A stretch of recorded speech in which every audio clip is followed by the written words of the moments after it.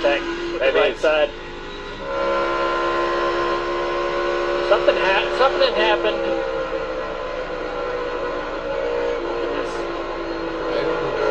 I kind of wonder if something had been going on multiple laps before that. I didn't notice anything looking out on the racetrack over the last couple of laps. How tight that car was, and I know also that this has been a thing for a couple of weeks.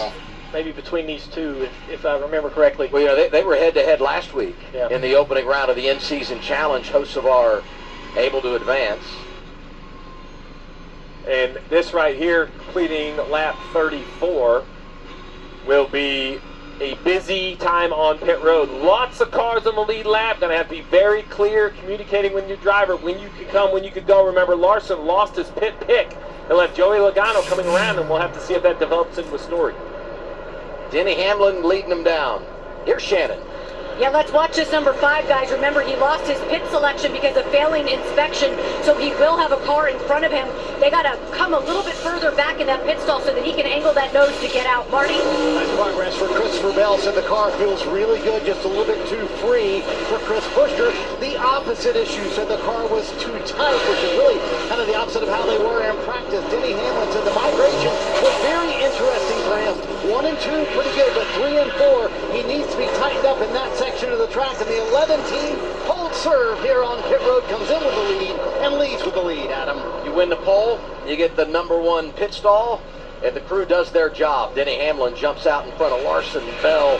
Byron goes +3. Buescher lost 1. Second caution of the night for Kosovar and Zane Smith. You're watching NASCAR on TNT.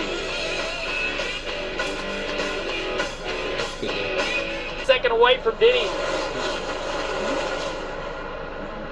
Well, I would say long run Denny Hamlin, short run Hendrick Chevrolet, as we'll see if that trend continues through the night. Halfway through the opening stage, Hamlin's led 24. Larson has led 15.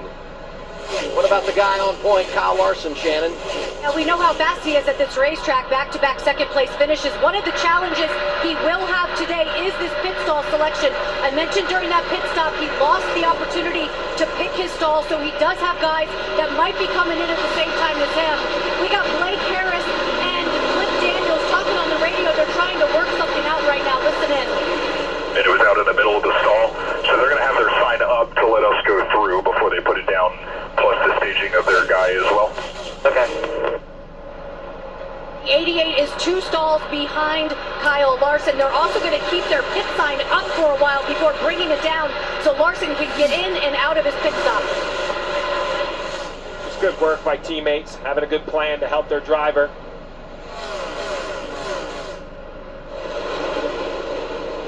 Of Reddick, trying to take 6 from Briscoe. See the Toyota Racing onboard for Chase Briscoe. The 45 had really good long run speed in practice. You mentioned it a couple times, Dale. Those 2311 cars, well, they're starting slowly but surely to work their way to the front with Wallace and Reddick now inside the top 6.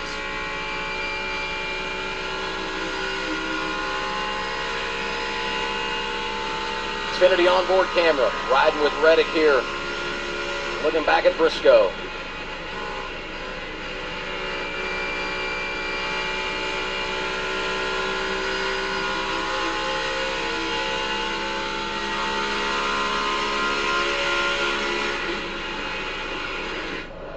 What's the latest on the 45, Danielle? Billy Scott is very impressed with the ground that Tyler Reddick has been able to make up since the start of the race, Adam. Remember, they started 13th. They're up to 6th now. Why does that matter? Because Denny Hamlin is 3rd. Billy Scott did not want Denny Hamlin to earn a lot more stage points than they did early in the stage. Right now, guys, the battle could not be closer.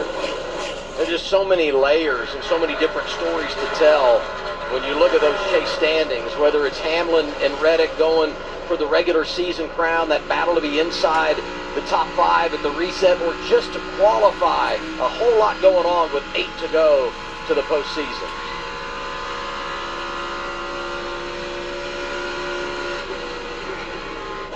Larson seems to like that middle groove as the 24 Byron trying to close the gap. This battle back here, though, Chastain and A.J. Allmendinger down the middle of turn 1 and 2. right behind Hocevar. Hocevar struggling a little bit, I believe, from the damage of the contact with the wall earlier. Holding these guys up here.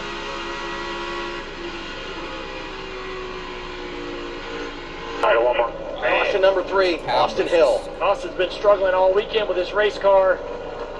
Just hadn't had the speed that he's kind of shown over the last several weeks driving the 33. He seems to be a little upset.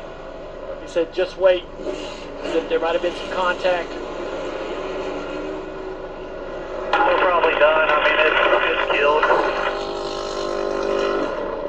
Home game for Austin next week, going back to Atlanta. Been so good there in the draft at the O'Reilly level. Oh, and Richard Childress, as he is each and every week, found a perch to watch the race. Talk about it. Man committed to the sport. And Guggenheimer.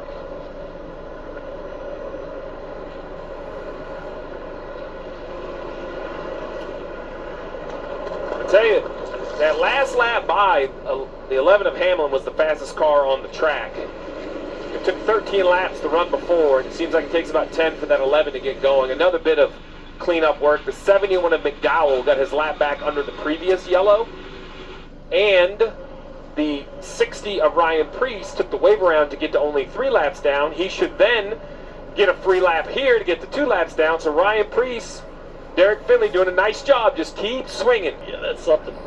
Big contact right there. And That's really, really hard contact with this race car for Austin Hill.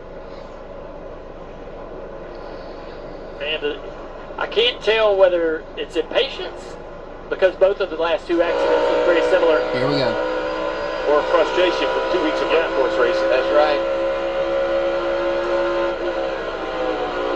I don't know about that. Remember, the SVG and the 33 were kind of in the middle of that wreck, the big wreck in San Diego at the front of the field. Yeah, they sure were. Car's pitting again, Shannon.